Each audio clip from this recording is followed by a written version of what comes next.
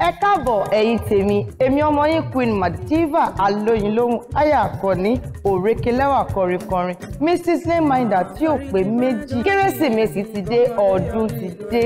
A ní ohun aládùn, ohun tó ta lẹ́nu, ohun tí ó yàtọ̀, ohun tó special fún yín.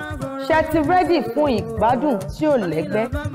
Lọ́jọ́ Kérésìmesì, ẹ pàdé mi lórí tẹlifíṣàn Orisun fún wákàtí kan má ní gbàgbé àlùjó, ijó, ìlú, orin aládùn tí ẹ máa gbé bọ́dì tẹ máa jó. Queen Madiva o, àǹkọ̀rí ti pẹ́, àǹkọ̀rí ti pẹ́ dáwà kíyèsí, kọ́mọdé yọ ní ìlú ẹ̀fí ṣọ̀kan. From evergreen classic and tungba wey go sweet your belle, a máa fún yín ní 100% vibes. Ẹ má miss ẹ̀ torí ayẹyẹ yìí, ayẹyẹ gbogbo wa ni.